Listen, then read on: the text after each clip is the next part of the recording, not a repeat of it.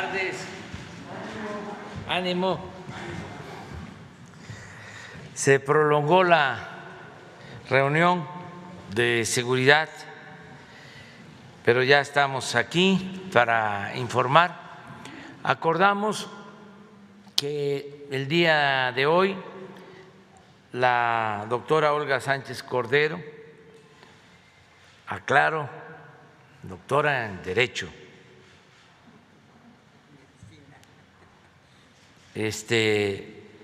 porque se habla bastante de doctores y ya se tiene que saber más de que son grados académicos, que es licenciatura, maestría, doctorado.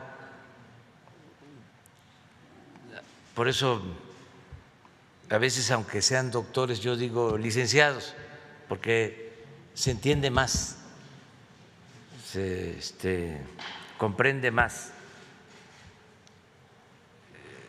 esto de los grados académicos.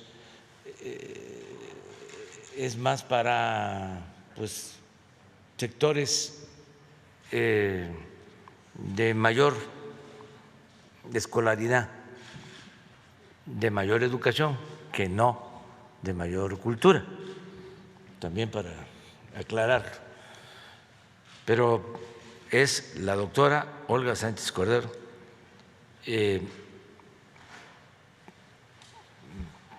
licenciada y especialista con maestría y con doctorado en Derecho. Y el licenciado Alejandro Encinas,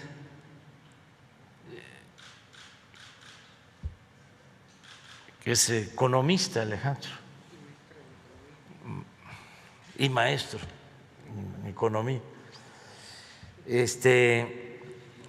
secretaria de Gobernación, la licenciada Olga, y Alejandro, subsecretario de Derechos Humanos, también de la Secretaría de Gobernación.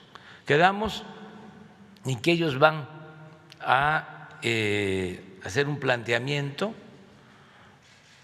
sobre las personas que llevan mucho tiempo en la cárcel y que no han sido sentenciadas, y también del caso de quienes están en la cárcel y se ha demostrado que fueron torturados. Entonces, ellos van a exponer sobre este asunto tan importante y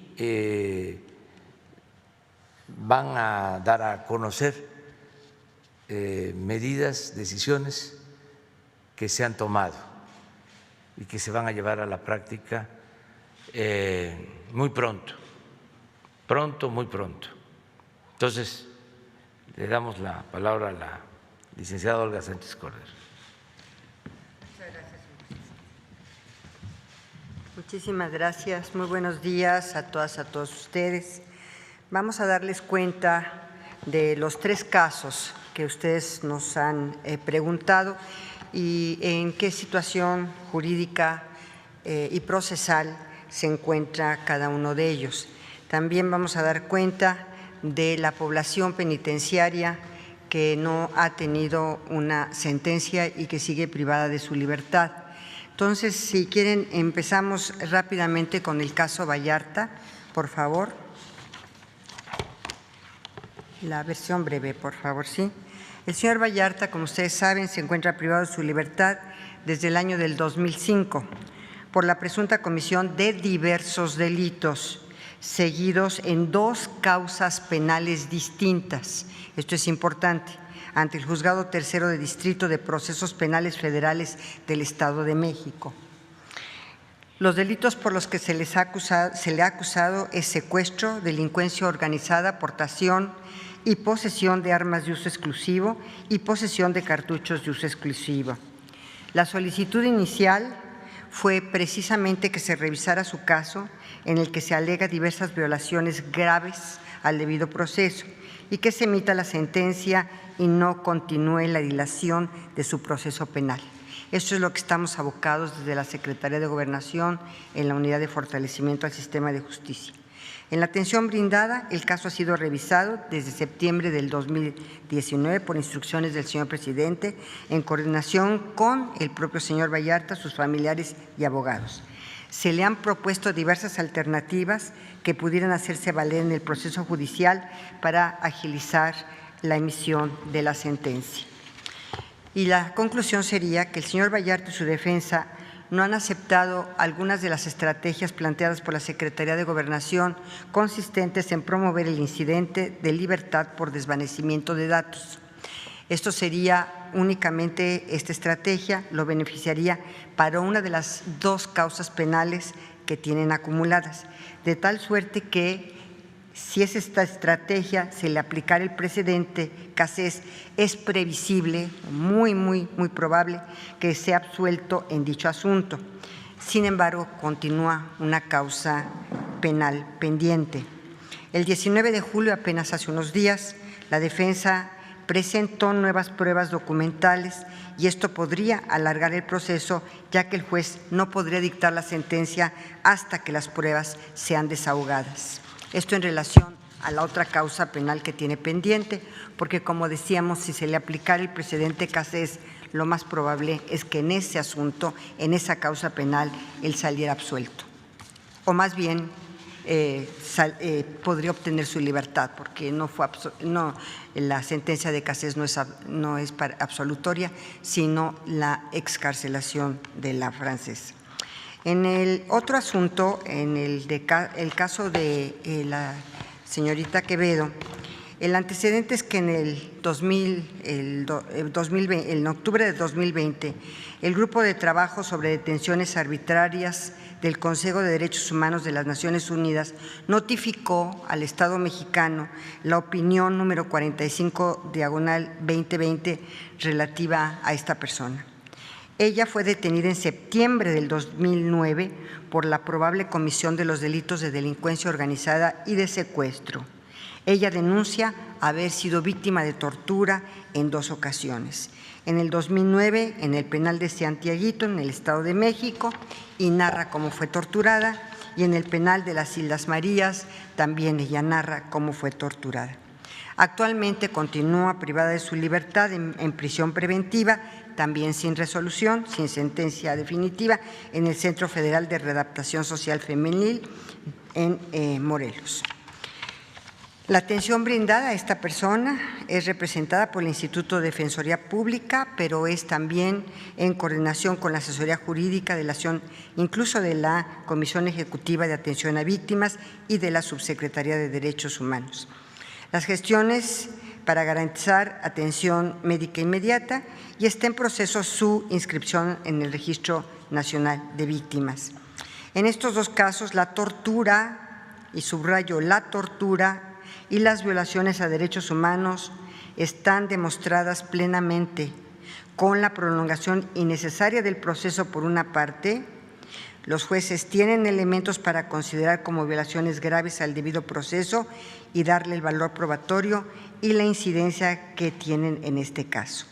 En ese sentido, la Secretaría de Gobernación continuará con las diversas actuaciones y diligencias en estos 2 casos, para que pudieran obtener su libertad. En el otro caso de la persona indígena de Milpalta, el señor subsecretario tiene toda la información, pero sí decirles que en su caso ya hay sentencia definitiva, son 60 años. También ella alega tortura. En ningún momento se autoadscribió como una persona indígena, pero podría hacerlo en cualquier momento, y la sentencia que tiene ya, la condena, es por 60 años. El señor presidente, precisamente en esta última sesión, en esta reunión, nos ha instruido al señor subsecretario y a mí para realizar un proyecto de decreto, se lo vamos a presentar al señor presidente, en donde se establezcan diversas situaciones de toda esta población privada de su libertad, que no tiene sentencia. Si quieren poner los círculos en donde está la población penitenciaria y quien todavía no tiene sentencia definitiva son alrededor del 43% de las personas privadas de su libertad que siguen en prisión preventiva. Ahí está, de esta población, la no sentenciada. La siguiente, por favor. Aquí está el centro penitenciario y el tipo de fuero. Esto, desde luego, tiene que ver con muchas razones, pero una de las principales es precisamente pues que no es posible que se tenga una dilación en la administración de justicia de tal manera que tengamos una población privada de su libertad sin ninguna sentencia definitiva. Y por otra parte, también decirles que en muchas ocasiones son los propios abogados que interponen los diversos recursos que están en su derecho, obviamente procesal, para interponer todos los recursos que estén a su alcance y que también esto, pues obviamente, dilata la resolución. Señor presidente, si nos permite también decir lo que ya, gracias, muchas gracias, lo que nos había usted instruido sobre el decreto. El decreto que nos está solicitando el señor presidente es que toda la población penitenciaria que tenga más de 75 años solicitar a través de este decreto como una política penitenciaria al juez de ejecución que les conceda la excarcelación y seguir, digamos, en su casa en prisión domiciliaria. Esto es muy importante porque ya incluso el Código de Procedimientos Penales, el Código Nacional de Procedimientos Penales, lo establece con toda precisión, que los mayores de 70 años pudieran obtener el beneficio de la prisión domiciliaria. Y por otra parte también nos ha instruido que los mayores de 65 años, también privados de su libertad, pudieran obtener este beneficio de la prisión domiciliaria si están en condiciones de vulnerabilidad, si tienen por enfermedad, si tienen alguna enfermedad crónico-degenerativa, pudieran también solicitar y estar en el supuesto de seguir en su casa, en su domicilio, con la prisión domiciliaria y ser excarcelados. También el señor presidente nos ha instruido para el tema de la tortura, quien alegue tortura y también se compruebe a través del protocolo de Estambul, que es muy seguro cuando se le aplica el protocolo de Estambul a alguna persona que alega tortura, es muy seguro las conclusiones que tiene este protocolo, son peritos muy expertos. También el señor presidente nos ha instruido de solicitar por la causa de la tortura la excarcelación de algunas personas privadas de su libertad. El presidente también ha instruido que en este gobierno no se puede permitir ningún acto de tortura y menos para la obtención de una confesión o dentro del mismísimo penal. Entonces, en este sentido, vamos a caminar para presentarle al señor presidente el decreto de política carcelaria y de las solicitudes que en su caso el gobierno hará a los jueces de ejecución para el beneficio de la prisión domiciliaria. Es cuanto, señor presidente, y le doy la palabra al señor subsecretario. ¿Estuvo bien? Muy bien. Con su autorización, señor presidente, muy buenos días tengan todas y todos ustedes. Voy a complementar la información que ha dado a conocer la señora secretaria de Gobernación sobre estos tres casos en particular, el caso Israel Vallarta, Brenda Quevedo y María Isabel San Agustín, que tienen un componente similar y que da cuenta de la actuación que la autoridad judicial, la autoridad que tiene que procurar la justicia en nuestro país, está llevando a cabo en muchos casos en nuestro país. Estos son casos emblemáticos. El caso del señor Israel Vallarta, como aquí se ha señalado, ya tiene 16 años en reclusión sin sentencia, cuando la Constitución establece que el plazo mínimo para emitir esta es de 2 años, y que ha sido ya conocido por distintos medios de comunicación que han difundido su situación. Hay que señalar que existe una recomendación emitida el pasado mes de abril del presente año por la Comisión Nacional de Derechos Humanos, en donde se establece con toda claridad violaciones al debido proceso y la comisión de tortura contra el señor Vallarta durante su detención, lo cual, a nuestro juicio, debe ser considerada por el juez que está analizando su situación jurídica y, por lo tanto, la tortura debe invalidar las pruebas obtenidas posteriormente a su detención para esta causa en específico.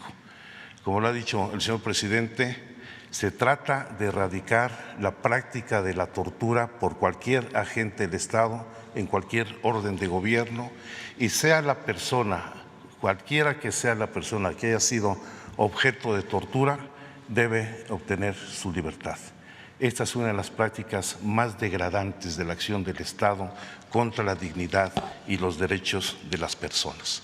Y aquí, aplicados una vez los protocolos que han dado positivo en la comisión de tortura, el juez no debe dilatar una resolución para disolver las pruebas y sea puesto en libertad.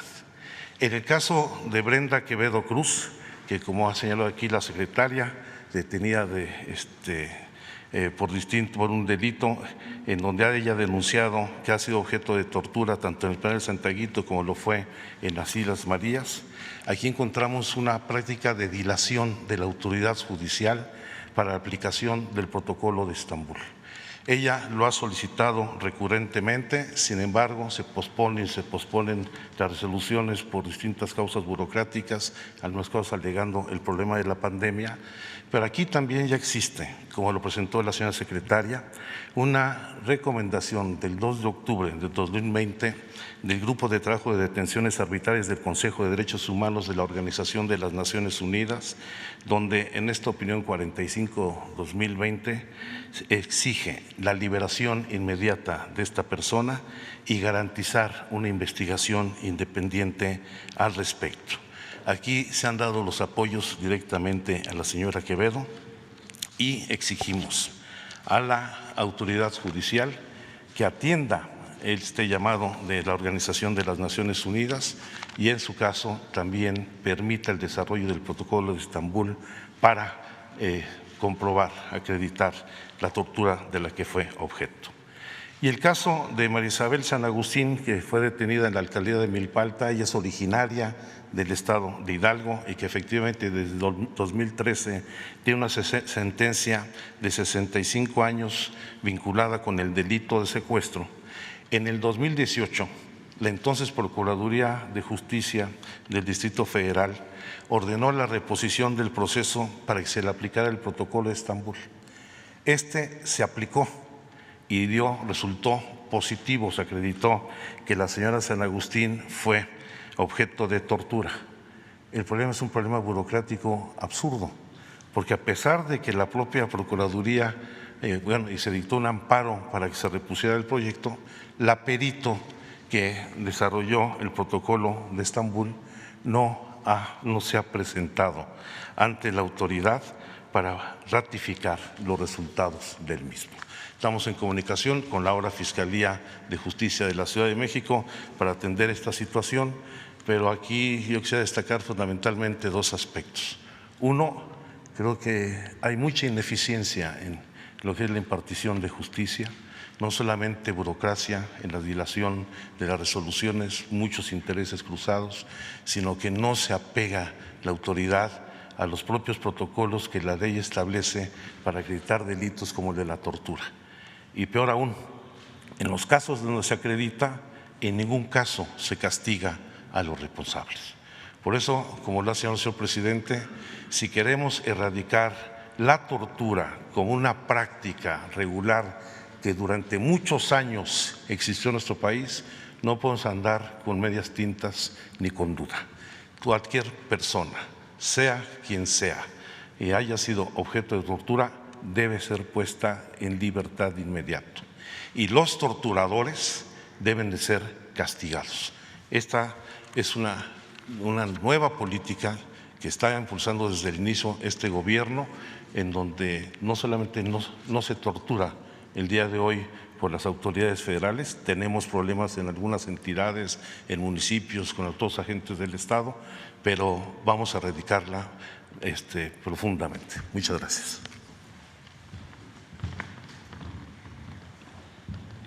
Bueno, pues es importante apuntar dos cosas. Primero, que con la Cuarta Transformación, la Secretaría de Gobernación tiene un nuevo rol, una nueva función.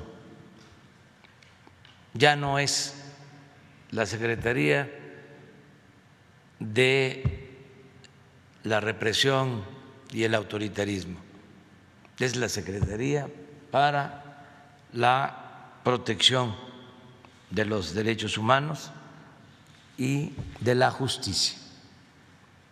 Eso es muy importante. Para los jóvenes que conozcan la historia, la terrible historia de lo que fue la Secretaría de Gobernación, desde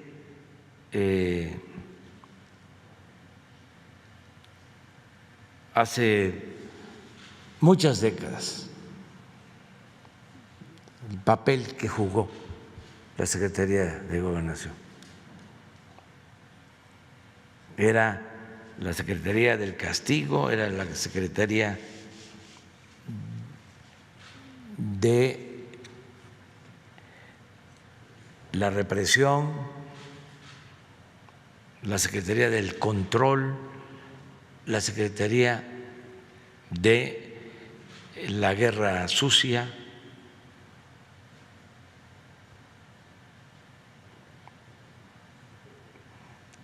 Eso se terminó.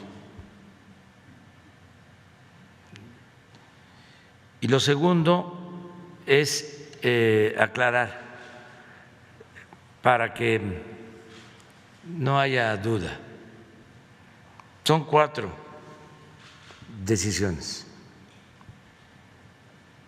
que se van a establecer en un decreto presidencial. Primero, que sentenciados del Fuero Federal, mejor dicho, no sentenciados del Fuero Federal, con más de 10 años sin sentencia,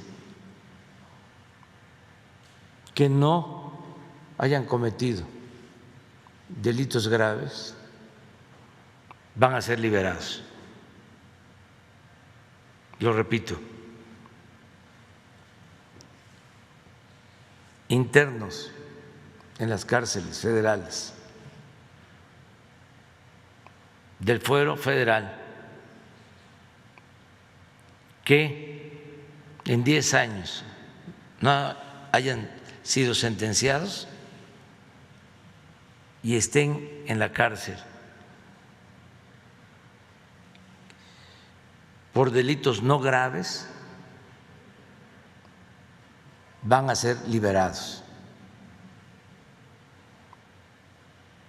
2, adultos mayores de 75 años que estén en las cárceles,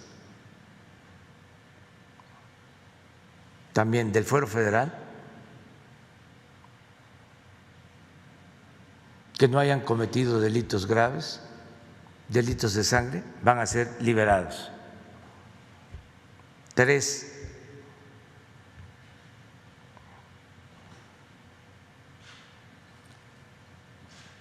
adultos mayores de 65 años con enfermedades crónicas que estén en la cárcel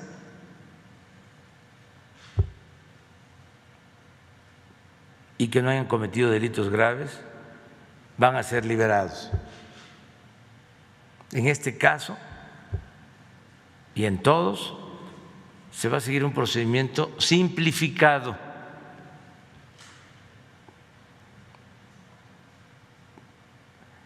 En el caso de enfermos, se le va a pedir a la Secretaría de Salud que haga los diagnósticos correspondientes. El plazo de liberación no va a ser mayor al 15 de septiembre. Y 4, todo interno en cárceles federales que haya sido torturado y se compruebe mediante el protocolo de Estambul, va a ser liberado.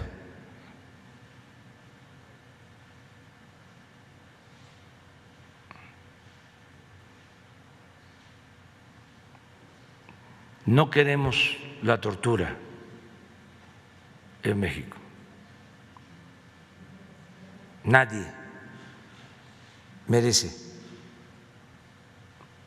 ser torturado. Nadie.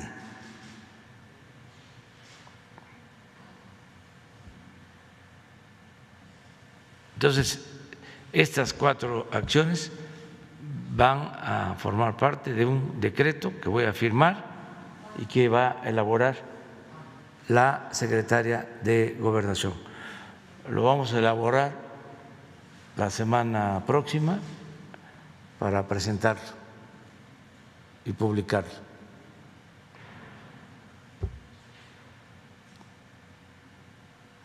Es importante que se tome en cuenta de que hay muchos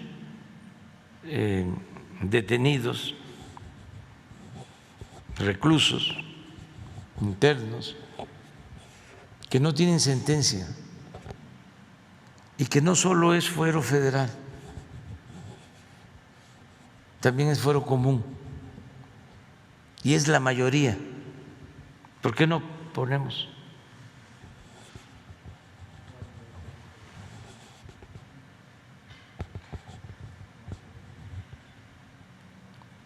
la gráfica?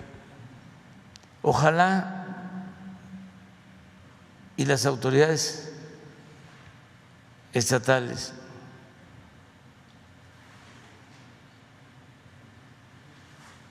tomen cartas en este asunto.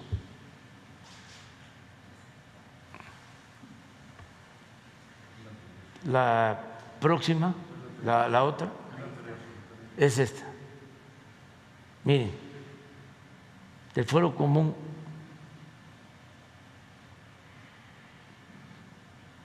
sin sentencia,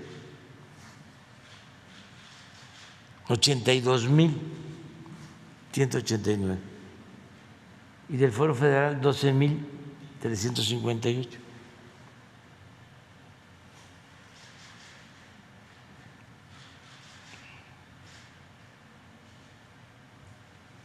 La justicia, como lo establecen los ordenamientos legales, tiene que ser rápida, expedita. ¿Cómo va a estar una persona detenida por más de 10 años sin sentencia?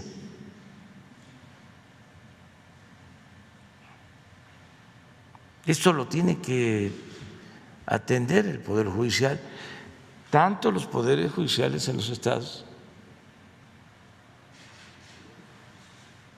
como el Poder Judicial de la Federación.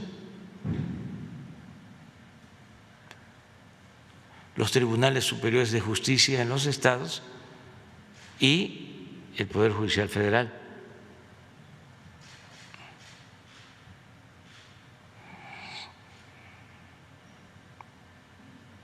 Que les falta personal, faltan recursos. Bájense el sueldo, los de arriba, ahorren.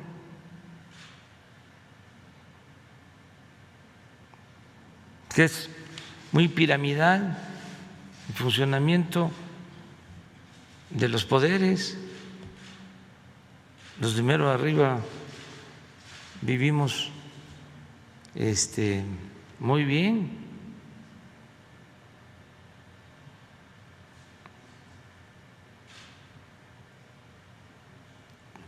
Austeridad republicana y alcanza, pero no solo es falta de recursos o de personal, es ineficiencia, burocratismo, corrupción.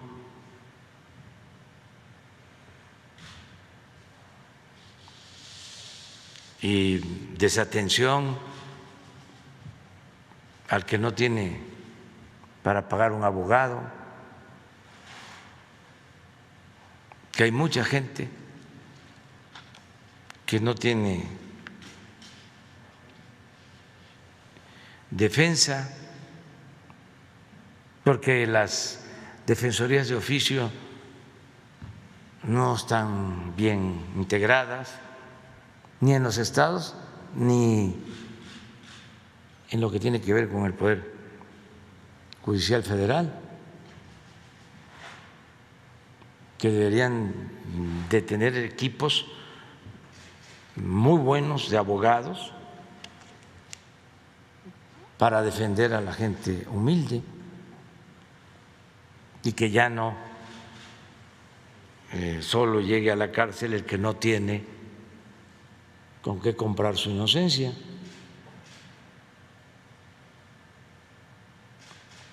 Entonces, esto es lo que queríamos comentarles y vamos a preguntas y respuestas. Quedó pendiente un compañero de ayer que se llama Wenceslao Vargas Márquez.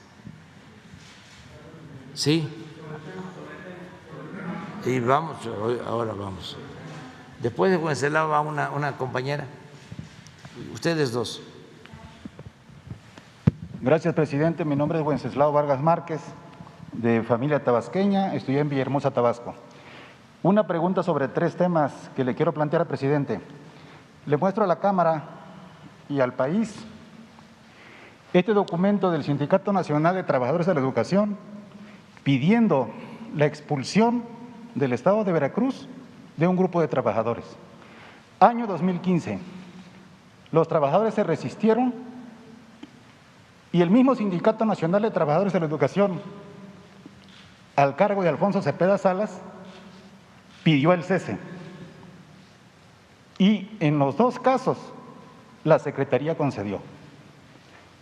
La razón única, aquí está por escrito, oponerse a la reforma educativa. Es inconcebible, nos parece, señor presidente, que 6 años después de esta agresión, 2015, y 3 años de esta administración, esta agresión no se corrija.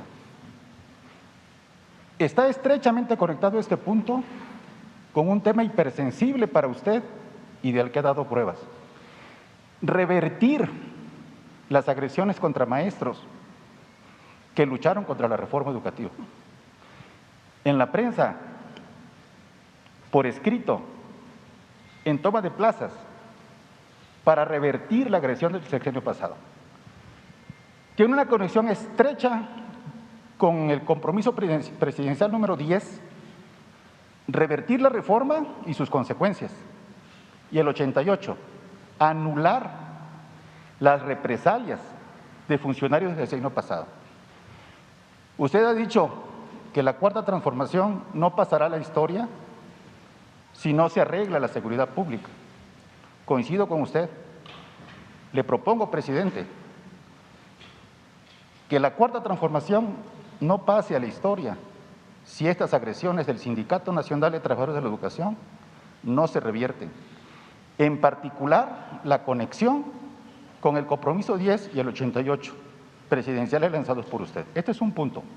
Lo concluyo, lo dejo en sus manos y esperemos, se lo pido muy respetuosamente, que designe usted a alguien para que le dé seguimiento a estos puntos. El área de la Subsecretaría de Recursos Humanos y Gobernación recibió esta queja hace meses. No ha recibido respuesta. ¿En qué consiste la queja? De que los funcionarios del sexenio pasado siguen allí trabajando, nombrados por Chuaifet y por Aurelio Nuño. Ahí siguen, presidente. Yo me pregunto si la Cuarta Transformación, por la que voté yo en línea en el 2018, en mis 5 papeletas, no tiene funcionarios que releven a estas personas que no se sincronizan con su gobierno.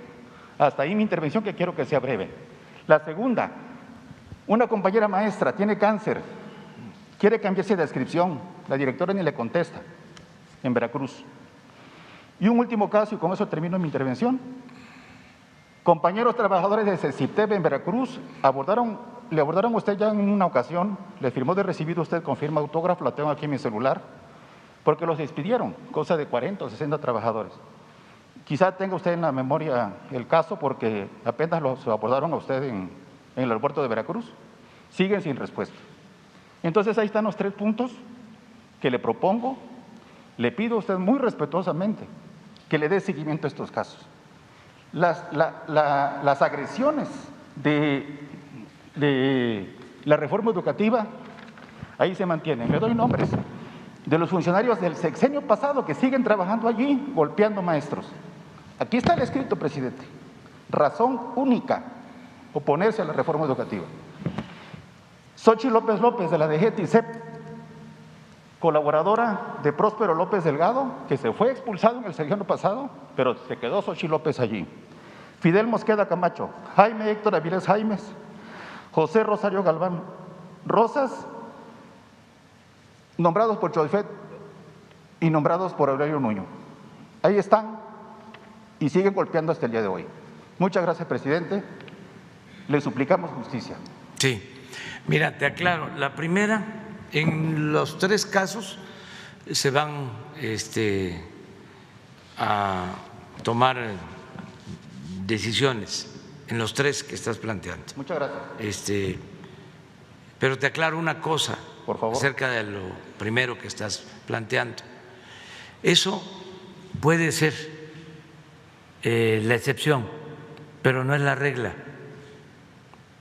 Ya hemos reinstalado a la mayoría de los maestros que fueron despedidos injustamente por la imposición de la reforma educativa. Coincido con usted. Y lo puedo probar. No estoy de acuerdo con usted. Estoy de acuerdo.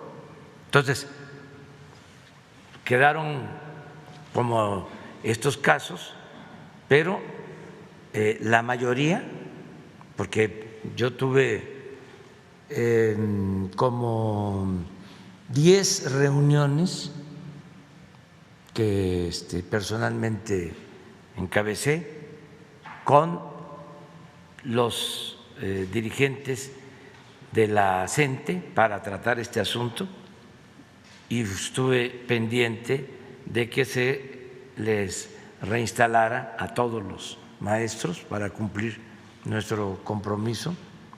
Incluso se consideró también la reparación del daño que se les causó por la imposición de la reforma educativa. Y de todas formas, este asunto que estás planteando lo vamos a revisar.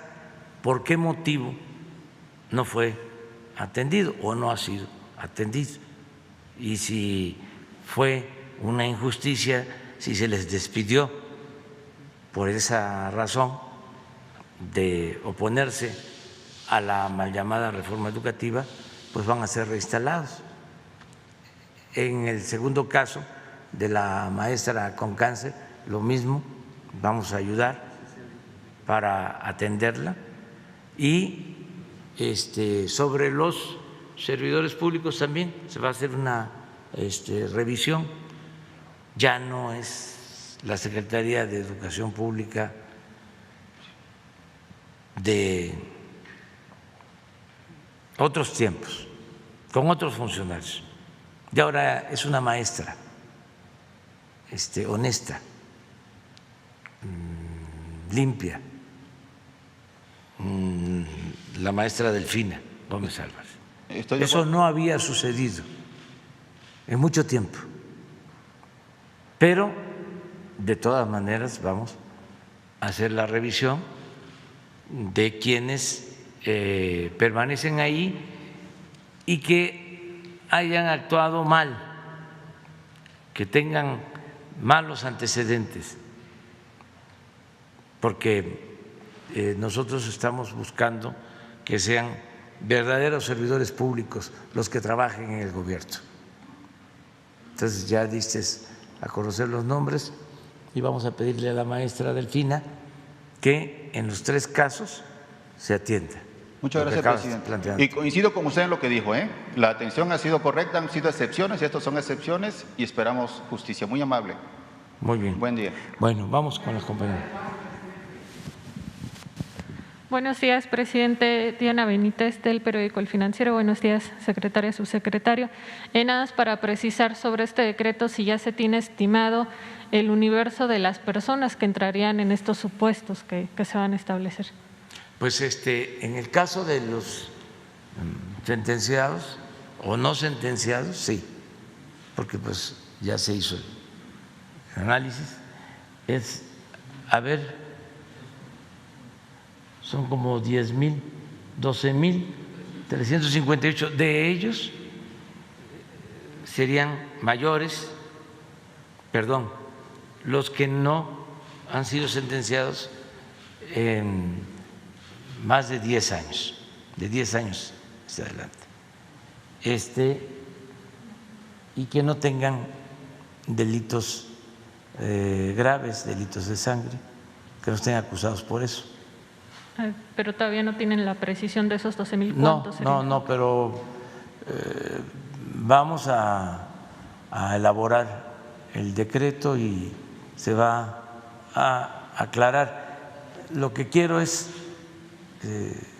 que se tenga ya conocimiento de lo general. Lo repito, quienes no hayan sido sentenciados después de 10 años y no hayan cometido delitos graves o no estén acusados por delitos graves, delitos sobre todo que tengan que ver con sangre, van a ser liberados. Segundo, adultos mayores de 75 años liberados también, que no hayan cometido delitos graves. Tercero, adultos mayores de 65 años con enfermedades crónicas graves van a ser liberados. ¿Cuáles son esas enfermedades? Pues hipertensión, diabetes, cáncer, enfermedades renales. Eso los médicos lo van a decidir. Y 4, los que hayan sido torturados y se pruebe con el protocolo de Estambul que en efecto padecieron de tortura, liberados para cualquier delito, de cualquier edad, o sea, 0 tortura. Presidente, y en otro tema, ayer pues comparece Ken Salazar, propuesto como embajador de Estados Unidos en México. Los senadores de Estados Unidos expresaron pues su preocupación por la violencia en el país, sobre todo mencionaron pues los casos de los candidatos que fallecieron, que asesinaron durante el pasado proceso electoral. Y nuevamente pues también se dio esta manifestación del senador Ted Cruz respecto de que México favorece a las empresas estatales energéticas y pues esto genera incertidumbre a los inversionistas estadounidenses. Preguntarles si ante estas reiteradas expresiones y que se han enviado cartas al presidente Biden, el gobierno de Estados Unidos le ha externado algo al gobierno de México al respecto. No, el gobierno de Estados Unidos ha sido muy respetuoso de nuestra soberanía y hay una muy buena relación con el gobierno de Estados Unidos, una relación de amistad y de cooperación para el desarrollo. Y también México es de los 10 países en el mundo más atractivos para la inversión extranjera, porque hay un auténtico Estado de Derecho que no había antes. Antes era un Estado de chueco y antes imperaba la corrupción. Entonces eso lo saben los inversionistas, más, desde luego, otras oportunidades que tiene México. El que se haya firmado el tratado económico comercial con Estados Unidos y Canadá, que permite la creación de empresas para poder exportar a Estados Unidos y a Canadá. Tan es así lo que le estoy comentando, que está creciendo la inversión extranjera, la inversión foránea. Ayer el Fondo Monetario Internacional dio a conocer de que aumenta su pronóstico de crecimiento para México. A ver si no está la nota, en una de esas está hasta en el Financiero. Sí, en el Financiero no creo, pero a ver.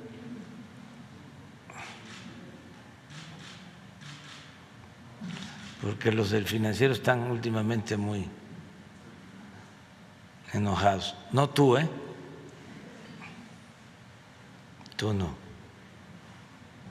sino los de mero arriba, los machuchones. Es importante el dato porque es el Fondo Financiero Internacional.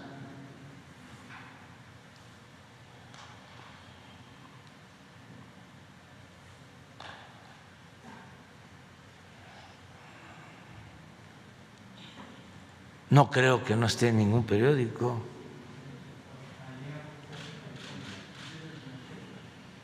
¿Así está en el Financiero?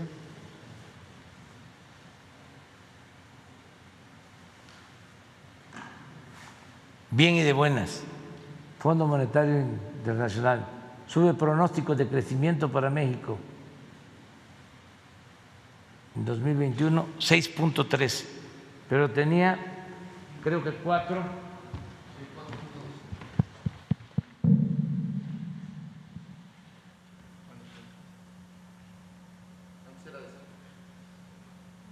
4.2.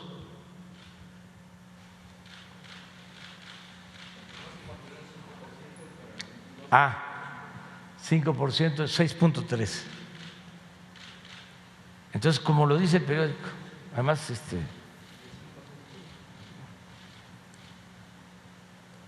me retracto de lo que dije. ¿Por qué no pones de nuevo el titular? Bien y de buenas, eso es. Entonces, es normal que haya estos cuestionamientos. Además, es parte de la democracia, de la libertad. Finalmente, presidente, ayer se inicia ya el proceso para la ratificación de Roberto Salcedo como secretario de la Función Pública. ¿Cuál es la tarea que tendrá el nuevo secretario? Y también, si pudiera precisar los rumores que se dieron con la salida de la exsecretaria Irma Eréndira Sandoval. Se decía pues que estuvo, digamos, actuando a favor para que su hermano Amílcar Sandoval obtuviera la candidatura por Morena en Guerrero. No sé si puede explicar cómo fue esta salida y sobre todo la tarea para Salcedo, que ayer decía que él se sentía como el pípila con una losa encima por los problemas que hay de corrupción. Gracias. Sí, mire, son importantes los cambios, el renovar. Sí, los equipos para que siempre se tenga mucho entusiasmo, ánimo, emoción social, ganas de servir. Aquí no se puede uno cansar. Entonces, es importante estarnos renovando. Les voy a poner algo, a ver si. Y mi felicitación, porque no hay nada que no resuelvan. El general Cárdenas, en mayo del 37, yo creo que está en sus apuntes, habló, mejor dicho, escribió sobre los servidores públicos a mitad de su sexenio. Y es interesante lo que escribe, porque habla de mayo y habla de septiembre, y es a mitad del sexenio. A ver si lo encontramos, porque esto explica el por qué es importante la renovación. En tanto, consiguen la cita, la nota. Quiero comentar que Roberto Salcedo es un profesional, es un hombre íntegro, es un conocedor de la administración pública y en especial todo lo que tiene que ver con la fiscalización. Tiene ya bastante tiempo, mucha experiencia. Estuvo trabajando bastante tiempo en la Auditoría Superior de la Federación. Entonces va a tener la función pública, porque es parte también de un cambio que estamos llevando a cabo. Va a tener dos funciones importantes. Se va a unir la parte administrativa con la fiscalización en cada secretaría. En vez de que en una secretaría se tenga un director administrativo y aparte un director de la función pública, va a ser uno.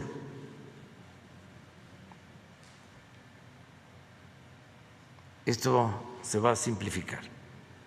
Y va a haber un área de la función pública encargada de esto. Va a ser como está, nada más que de manera más simplificada, van a ser mujeres, hombres honestos, eficientes. Y van a hacerse cargo de la compra en común, la compra consolidada de todo el gobierno. O sea, va a depender todo lo que tenga que ver con adquisiciones de la función pública, contratos de obra, contratos de servicio, todo. Es un área. Y la otra área va a ser de fiscalización. Es un equipo de auditores para que en el caso de que haya indicios de malos manejos en una secretaría, este equipo lleve a cabo auditorías y sea el encargado de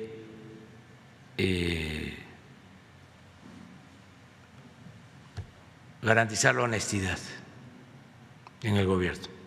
Entonces, por eso Roberto Salcedo va a estar ahí. Yo creo que ahora sí se las puse difícil.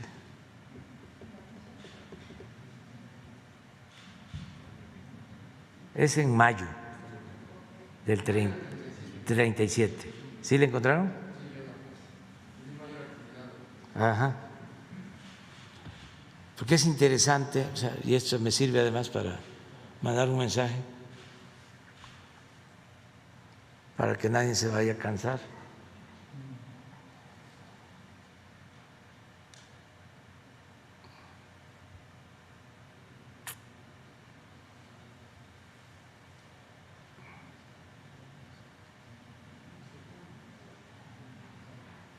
Ahí está. De apuntes del general. Pedir mayor actividad a los inmediatos colaboradores. Mayo del 37. Él entró el 1 de diciembre del 34. En el 38 fue la expropiación petrolera, en marzo. No estoy satisfecho de lo que se ha hecho en el país hasta hoy, ni ellos deben de estarlo. Siento apatía en muchas dependencias. Para un periodo de gobierno de 6 años,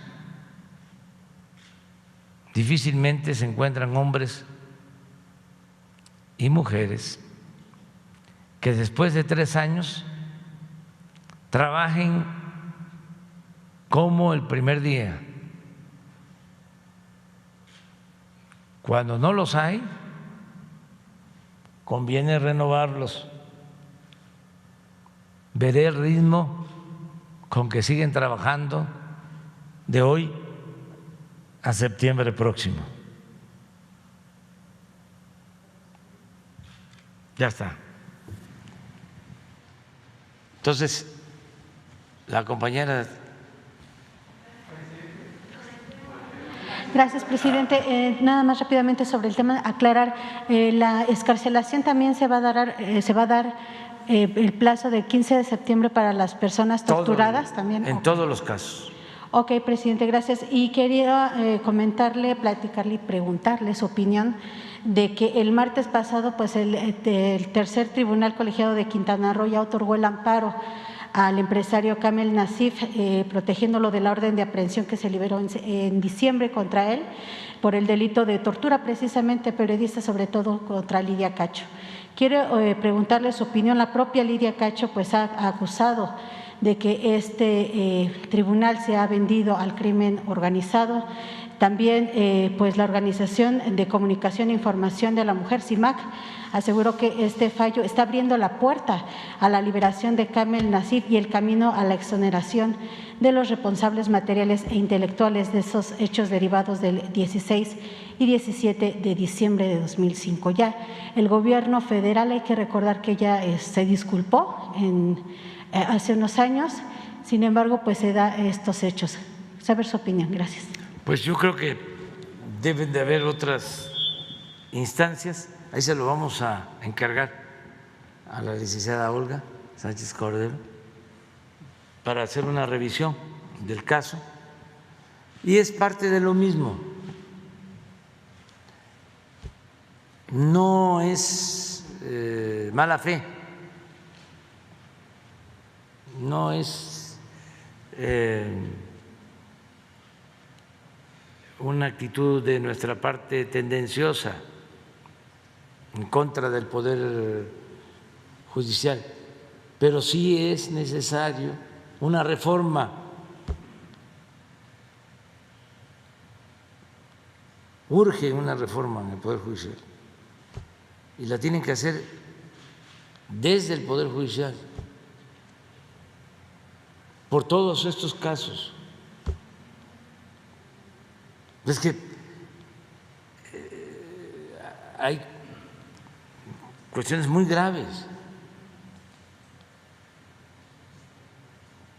que se han estado dando a conocer. Por ejemplo, este juez que apenas unas horas después de publicarse la ley eléctrica ya estaba entregando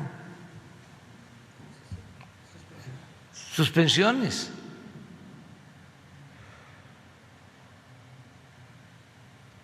Son defensores de grupos de intereses creados, no defensores del pueblo. Otros casos más graves, no sé si fue un juez estatal o federal el que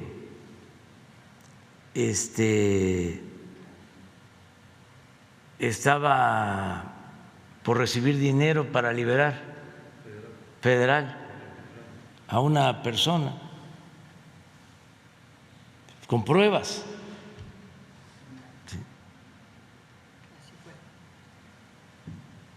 Y así muchos otros casos. ¿Pero qué podrán hacer? ¿Cómo que se puede poder implementar? ¿Algo lo han platicado? Se va a analizar y podría ser con el Consejo de la Judicatura presentar una denuncia, que revisen el caso, y más si está de por medio, volvemos a lo mismo, la tortura.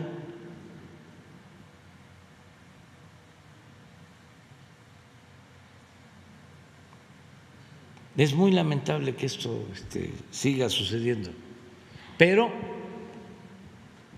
no hay que darnos por vencidos.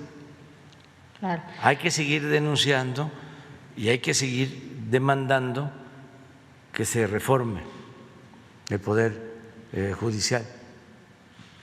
Gracias, presidente. En segundo lugar, preguntarle acerca de este proyecto que había anunciado hace 2 semanas, si no me equivoco, que se iba a presentar aquí hace una, sobre el regreso a clases. ¿Cómo va este proyecto? ¿Cuándo lo van a presentar ya en firme? Porque bueno, estamos a un mes de que se regrese a las clases, a las aulas. Creo que ya se tiene, ¿se tiene alguna cifra, alguna estadística de cómo están las escuelas, cuáles sí podrán abrir, cuáles no?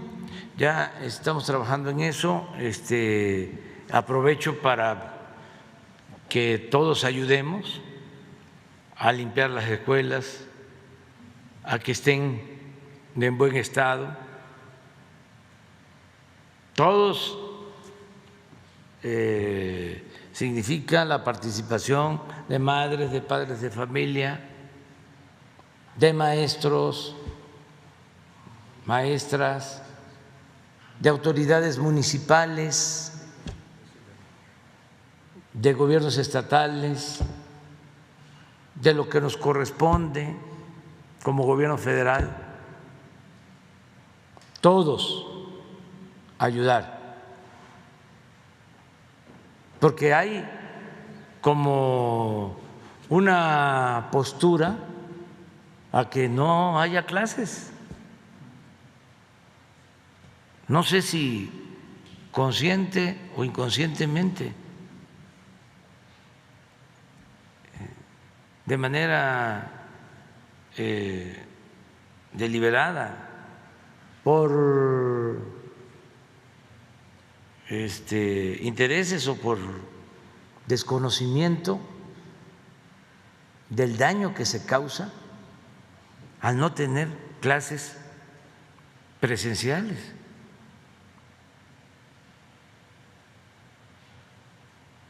Vi hace 2 o 3 días una encuesta, claro, hay que ver sobre la veracidad en las redes sociales, o alguien me dio una encuesta, creo que tú me hiciste llegar una encuesta, en donde la mayoría dice no regreso a clases. ¿Qué es eso? Pero se muestra por falta de vacuna, ¿no?, a los menores. Pero eso es en todo el mundo. Vamos a suponer, como dicen los abogados, aceptando sin conceder, de que es porque no están vacunados los niños. En el mundo no están vacunados los niños. Y México, con Bangladesh,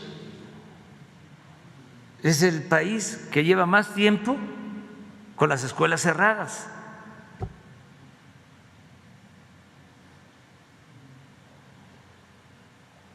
Y yo voy a dar este debate y no me importa que la mayoría esté pensando en no regresar.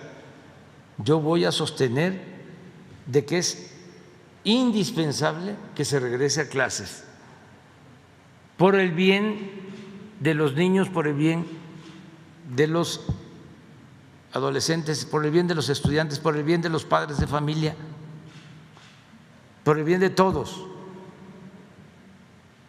por el bien de la educación, por el bien del desarrollo del país. Miren esto, además, ¿de quién es? Hay que, pero sí, debe ser telefónica y de muy poca, a ver la metodología. Sí, 500 entrevistados del 15 al 16 de julio.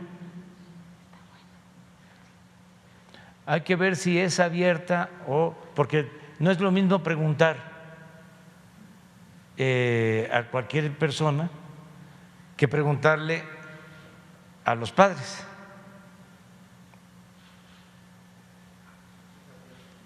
Si es abierta, pues es otra cosa, todos opinamos, todos podemos, además tenemos el derecho de hacerlo.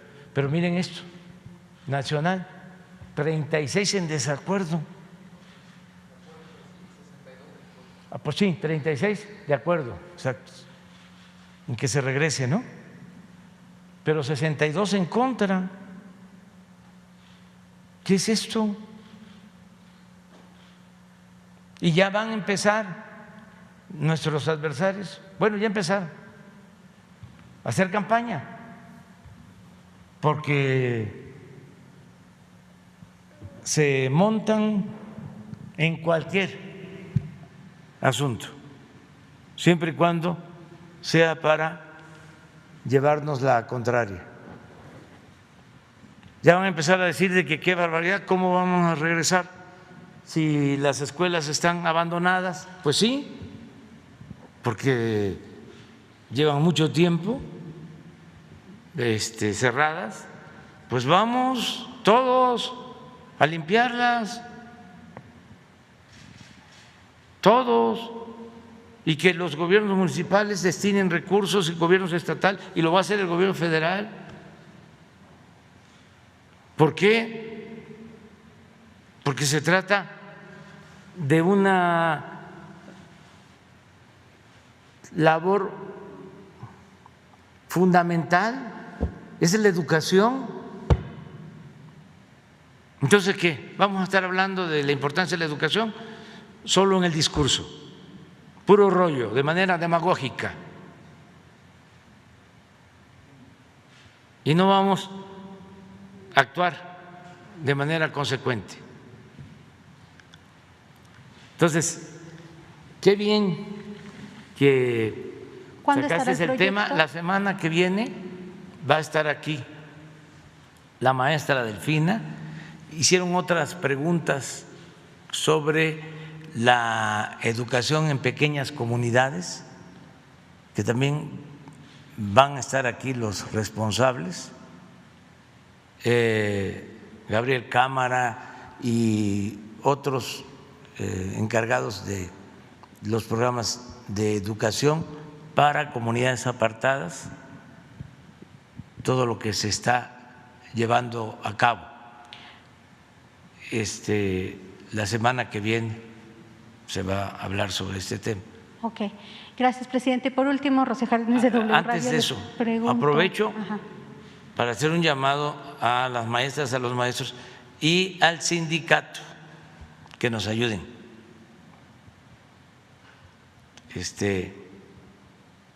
Porque necesitamos remontar el atraso causado por la pandemia. Gracias. Por último, preguntarle, presidente, en esta gira que tendrá en Sinaloa, en Badiraguato, pues en 2020 se acercó a usted la mamá de Joaquín El Chapo Guzmán a entregarle una carta en la mano. En esta ocasión, ¿tiene alguna noticia, algún mensaje que ella nuevamente vaya a acudir a usted, algún familiar, para ver pues qué ha pasado con su solicitud? Gracias. Con todo respeto, que se me pasó. No sé si nos dijiste de qué periódico eres. W Radio, presidente. Ah, W Radio. Sí. Mire, ayer sale en El País, W Radio y El País son lo mismo. Que conste que no es en contra de ustedes. O sea, yo respeto mucho a ustedes. O sea, nunca, jamás les faltaría el respeto. Nunca. Pero quiero que vean la nota de ayer del País. El País es un periódico de España que forma parte, es una empresa, Prisa, y que tiene mucha influencia política. Y antes eran los más influyentes en México, hacían hasta libros de texto, les daban contratos. Pero además protegen a las empresas españolas que hacen negocios en México, y muchas de estas empresas abusaron con ese tipo de negocios. Entonces ahora El País tiene también molestia con nosotros porque ya no es lo mismo. Y El País es dueño mayoritario de la W, de la radiodifusora. ¿Es X qué? XCW, que fue durante mucho tiempo pues una radio muy escuchada en el país, y Televisa vendió las acciones a este grupo Prisa. Entonces es una empresa. La nota del País sobre que voy a Sinaloa para que vean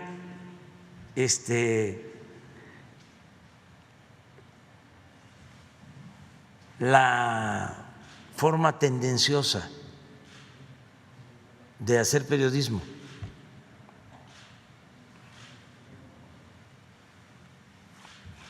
El polémico viaje de López Obrador a la tierra del Chapo. Y entre comillas voy a supervisar caminos. Y la compañera, ¿sí?, me pregunta sobre lo mismo, que es de la W. Bueno, voy a Badiraguato porque estamos haciendo el camino de Badiraguato a Guadalupe y Calvo. Badiraguato es Sinaloa, Guadalupe y Calvo es Chihuahua. ¿Por qué no pones un mapa de una vez de toda la región?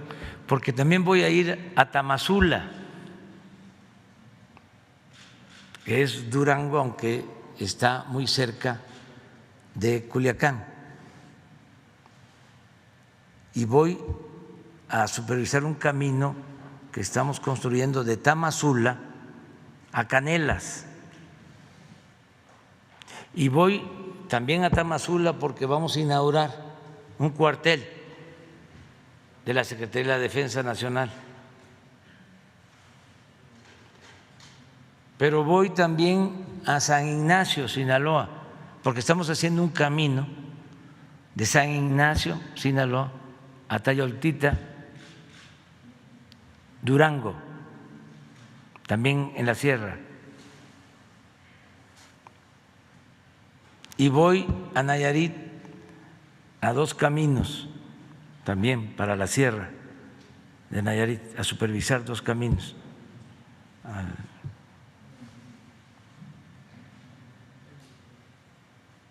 A Guadalupe y a La Yesca.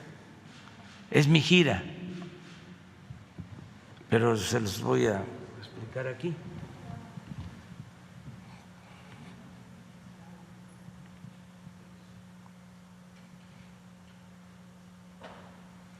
Por aquí está Badiraguato.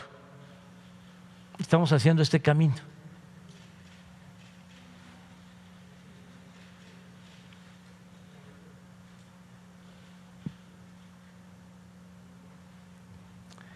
Y estamos haciendo, por aquí está Tamazula.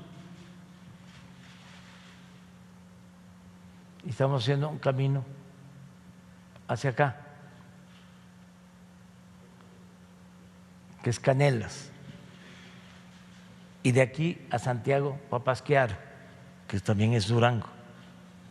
Ese camino ya está hecho, pero es la conexión de Tamazula, que está aquí atrás, junto a Culiacán. Aquí vamos a inaugurar un cuartel también de la Secretaría de la Defensa para la Guardia Nacional. Pero además, en Tamazula nació el primer presidente de México, Guadalupe Victoria, de la Primera República Federal.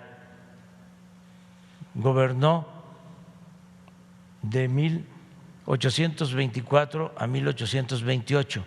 Terminó su periodo porque en ese entonces eran 4 años. Guadalupe Victoria, el primer presidente de México. Luego, por aquí está San Ignacio y aquí está Tayoltita.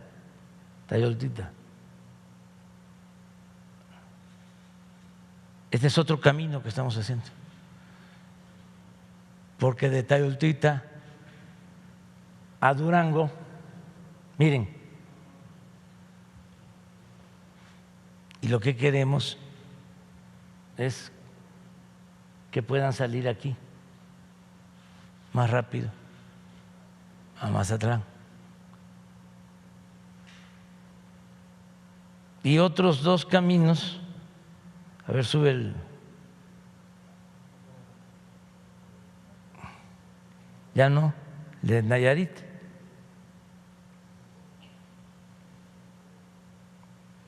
Es un plan que tenemos para comunicar toda la sierra.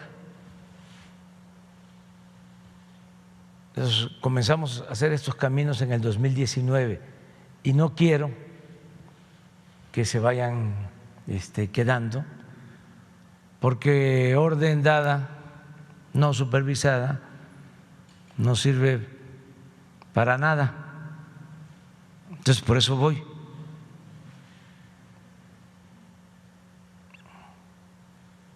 A ver si se puede subir. No, esta es una conjetura de Primero nos habían dicho que iba a ser privado y después se dijo que iba a ser público. Pues sí, puede ser eso, pero son conjeturas. Es que no nos quieren los del país porque eran mandones y ya no lo son. Eso es todo. A ver si se puede aquí. Sí. Aquí son los caminos. Entonces, hacia la Yesca y otro a Guadalupe.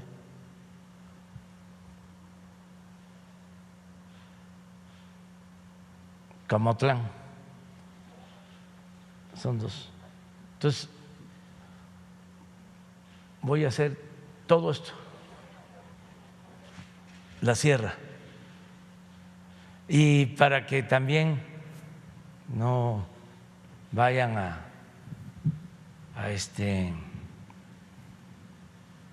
inventar, porque tienen muy buena invención, mucha capacidad inventiva. Voy a hacer parte de esta gira en helicóptero, porque nada más tengo 3 días.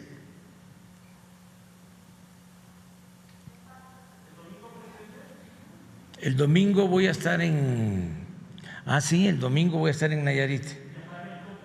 Sí, son 2.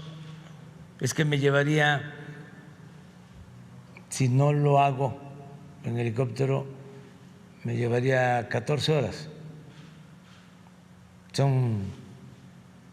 Cuando voy para allá, desde siempre uso avioneta de Cessna. Una vez sacaron de que había una alarma en la avioneta, esto fue el Reforma, y que se pudo haber desplomado cuando yo estaba de opositor, porque siempre he ido a ver a las comunidades indígenas, que son de las más olvidadas, y estamos haciéndoles los caminos para allá.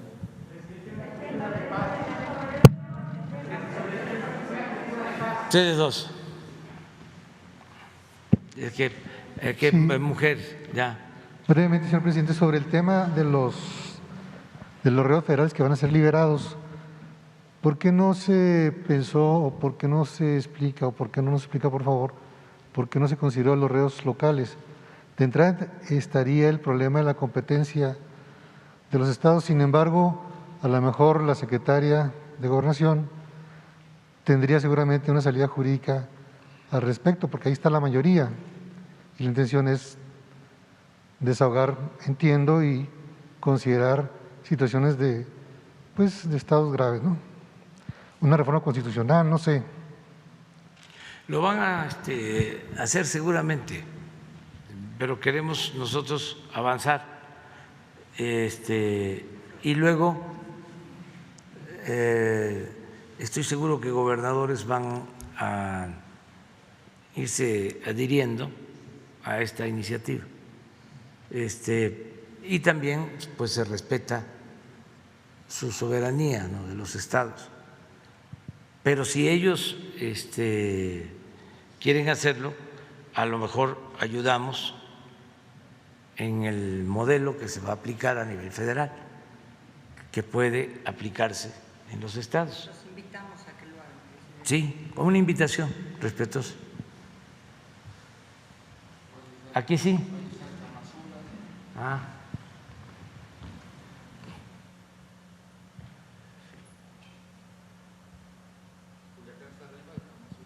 Sí.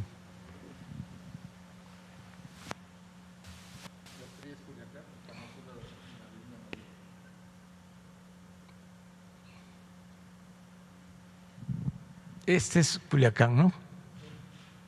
Sí. Y Tamazula, acá está, ¿no? Es esta, ahí. ¿No lo pueden bajar? El otro día estaba viendo un juego de básquetbol en las Olimpiadas de Brasil con México. Jugaron muy bien los mexicanos, pero había un brasileño de 2,10 metros, tapaba todo. Entonces, mire, este es Tamazula. Sí.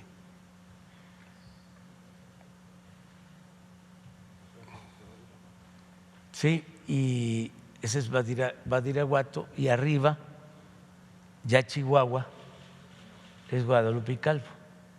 Entonces, un camino es de Badiraguato, ya hay un camino pavimentado en una parte de Badiraguato hacia Guadalupe y Calvo, y se está haciendo el camino nuevo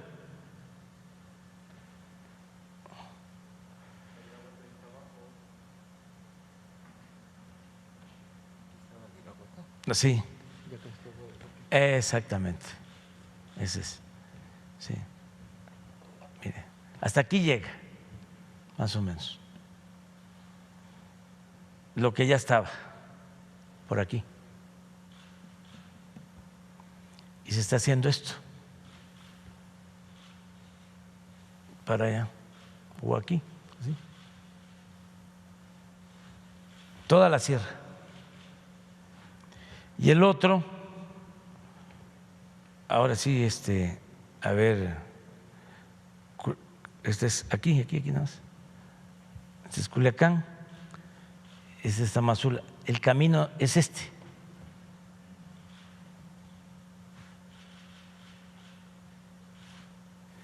Y aquí es el cuartel que vamos a inaugurar. Y es el pueblo que les decía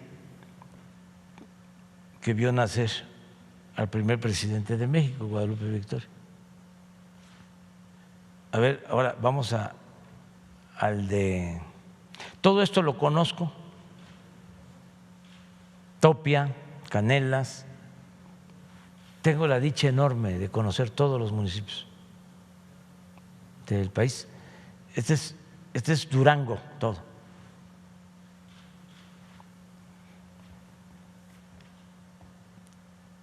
Aquí es Cozalá, donde estaba el conflicto de la minera, ¿se acuerdan? Que ya se resolvió. Y este es San Ignacio de Sinaloa, y aquí está Tayoltita. ¿Les cuento una historia de Tayoltita? Bueno, ¿han oído hablar de la familia Ley de aquí, de Sinaloa, de las tiendas Ley? El señor mayor, cuando la persecución que hubo contra la comunidad china, se fue a refugiar a Tayoltita. y aquí se salvó.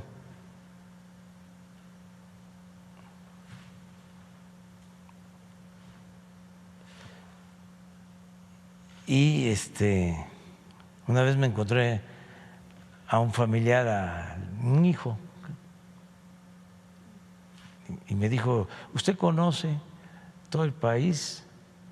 Dice que conoce todo el país. Sí, sí, conozco todo. ¿Y conoce Tayoltita? Sí, sí conozco. Claro que por aquí no se puede ahora, hay que entrar por acá, por el Salto, dar toda una vuelta.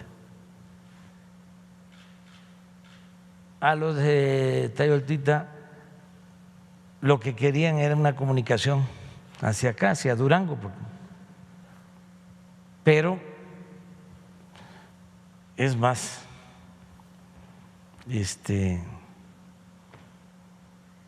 sencillo y menos costoso hacer esto. Claro que cierra.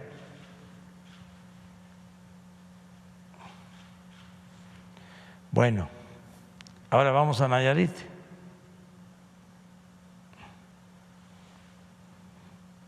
Aquí, en una de esas, espérate aquí,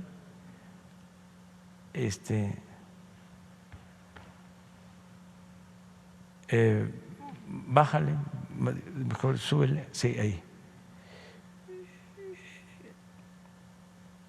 Por aquí, por Ruiz, estamos haciendo un puente con un claro de 300 metros, que a lo mejor voy a pasar también. Y aquí también tenemos canales de riego que estamos construyendo con ingenieros militares. Y aquí más arriba, pero ya es Sinaloa, aquí, bájale, aquí Santa María, estamos haciendo una presa. También tengo que ir, pero no puedo en un solo viaje.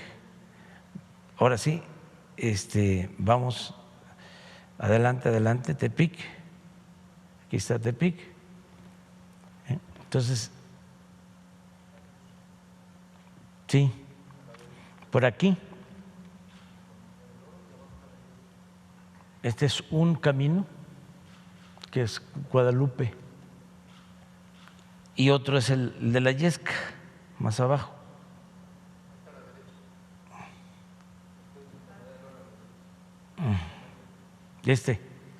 No, por acá, ¿verdad? Ah, sí, aquí. Ya pegado a Jalisco. Ese es otro. Entonces, ¿cómo voy a hacer todo esto? ¿Pero qué les parece el país?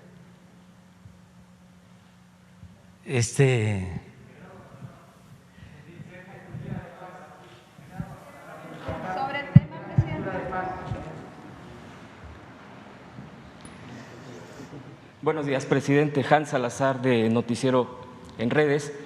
Preguntar, recapitulando lo que se ha anunciado ya el día de hoy del decreto y los casos que previamente tanto la secretaria de Gobernación como el subsecretario han mencionado sobre los casos particularmente de Brenda Quevedo y de Israel Vallarta.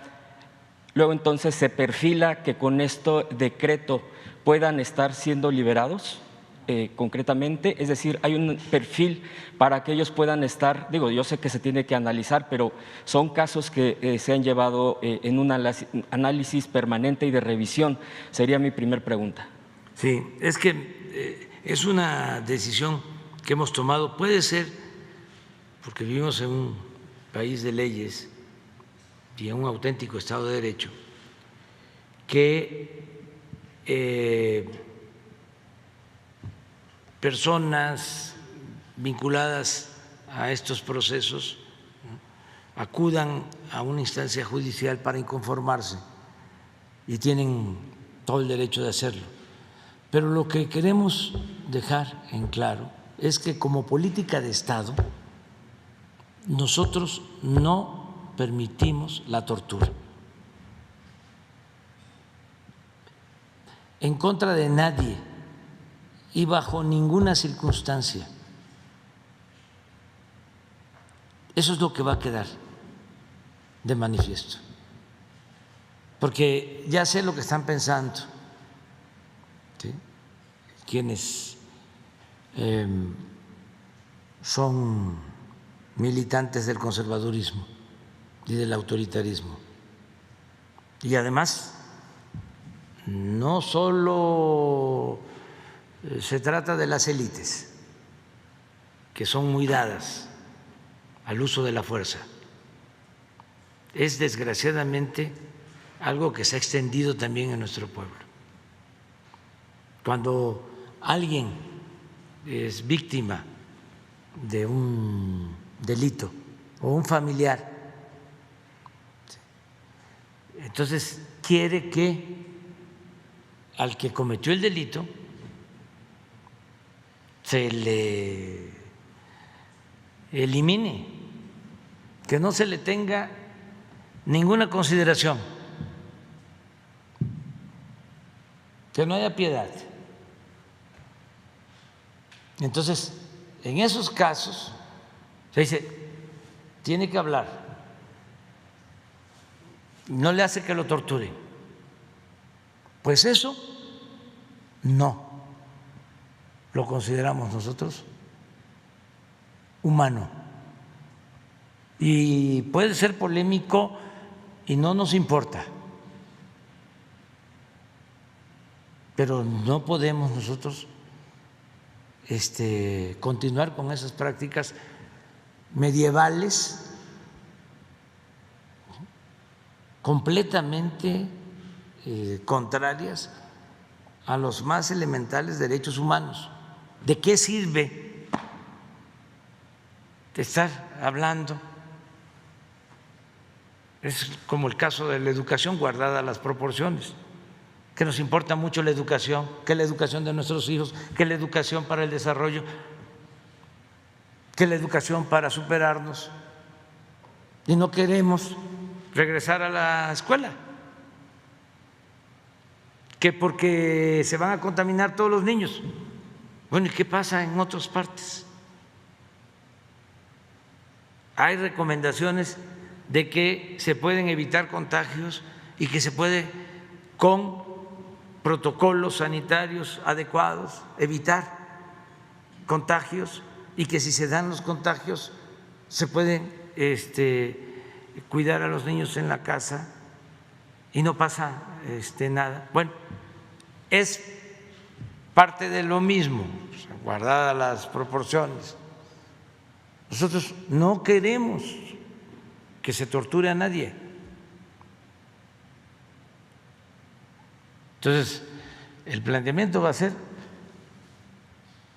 el Estado mexicano no quiere, no desea, no acepta ninguna confesión bajo tortura. Repudiamos la tortura. No queremos tortura en México. Se termina la tortura. Bajo ninguna circunstancia se acepta la tortura. Porque la otra posibilidad que entiendo yo, tengo el dato de que envió una carta Israel Vallarta hacia usted con la petición de que se retiren los cargos por parte de la Fiscalía General de la República. ¿Ahí usted tiene ya tiene alguna consideración en respuesta a Israel Vallarta? Es que hay dos asuntos más. ¿Qué era y lo hay que explicaba el argumento ahí? de que él quiere presentar una denuncia, ¿sí?, pidiendo reparación de daños. ¿Sí? Nosotros vamos a ser respetuosos de todo ese procedimiento, pero esto no es un asunto solo jurídico o de abogados. Esto tiene que ver con la justicia, con la ética, con el humanismo. Entonces, lo que podemos hacer es lo que ya aquí se ha presentado, hemos planteado. Otro caso que he presentado, presidente, en este mismo espacio, en esta conferencia de usted, es el caso de Pablo Green. Si me permite, le voy a poner una grabación. Señor presidente de los Estados Unidos Pablo mexicanos, licenciado Andrés Manuel López Obrador, con el debido respeto que usted se merece, por medio de este audio me permito presentarme. Me llamo Pablo Green Salamanca, me encuentro privado de mi libertad desde el día 2 de julio del 2009. Fui sustraído violentamente de mi domicilio por la Policía Federal en la ciudad de Lázaro Cárdenas, Michoacán. Soy un culpable fabricado y víctima de la PGR con sus testigos protegidos que utilizó en el Michoacanazo. También los usó en contra mía. Soy víctima del sistema político que prevaleció en el sexenio del expresidente Felipe Calderón y el exsecretario de Seguridad Pública Federal, Genaro García Luna. Agoté todos mis recursos jurídicos y legales en todas las instancias judiciales inquisitorias y no me fueron valoradas más de 120 pruebas de descargo, donde demostré mi inocencia. No estoy confeso porque no cometí ningún delito. Hay pruebas consistentes de violaciones graves a los derechos humanos y constitucionales hacia mi persona, por lo cual respetuosamente le pido me conceda el indulto presidencial, lo cual usted está facultado para hacerlo aplicando el artículo 97 bis del Código Penal Federal.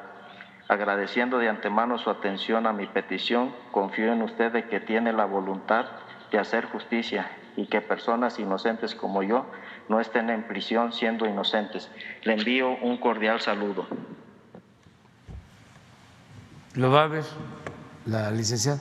Le respondería a través de la licenciada. Para responder. Y por último, presidente, quiero comentarle, a propósito, por supuesto, de este tema que se está revisando de casos de gente inocente, pero también de los desaparecidos, aprovechando la presencia de la secretaria y el subsecretario.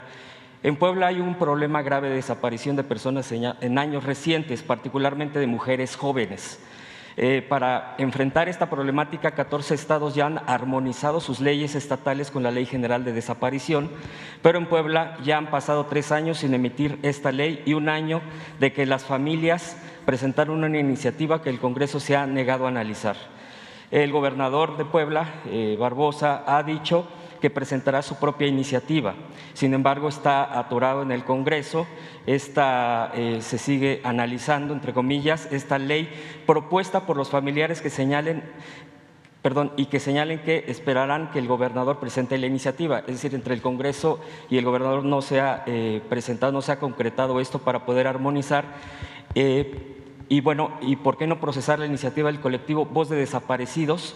Es el colectivo que también ha estado impulsando esta ley y que ha tenido observaciones positivas de la Comisión Nacional de Búsqueda de Naciones Unidas para los Derechos Humanos y de la Cruz Roja Internacional. Sería mi pregunta si tienen información al respecto y qué postura se tiene desde el gobierno federal en este tema de los desaparecidos, que sigue siendo un tema muy doloroso para el país y, bueno, pues presentado por este colectivo de familiares, madres, padres, de principalmente mujeres en el estado de Puebla, presidente. Le agradezco mucho que me haya dado la palabra. Sí, yo pienso que Miguel Barbosa va a presentar esta iniciativa. Él es abogado, pero además es una gente sensible a estos hechos lamentables y me gustaría que Alejandro les explicara lo que estamos haciendo en general. Por supuesto, estamos en comunicación con el colectivo. Es un colectivo que incluso ha mantenido un plantón fuera del Congreso del Estado. Conocemos la iniciativa, hemos hecho una valoración, creo que es una iniciativa muy importante. El gobernador ha planteado presentar una iniciativa también. Todos consideramos que pueden discutir el Congreso a la brevedad estas 2 iniciativas. Y ahorita, terminando esta conferencia de prensa, me voy a trasladar coincidentemente al estado de Puebla, estaré con el gobernador y será uno de los temas que abordemos. Ya, mañana, pero digo no mañana porque mañana va a ser en Culiacán y el lunes va a ser en Puerto Vallarta, pero el martes, pendiente tú, el compañero, 2, 3. 4. Sí. Sí, para la próxima semana viene la secretaria de Educación. Ver con Jesús, ¿no? Para que, sobre qué temas. Sí, viene para regreso a clases, para explicar lo que estamos haciendo en comunidades pequeñas y marginadas en el tema de educación y incluimos, sí, y también lo que planteó el compañero sobre la reinstalación a despedidos, o sea, para que se tenga respuesta. Muy bien, nos vemos.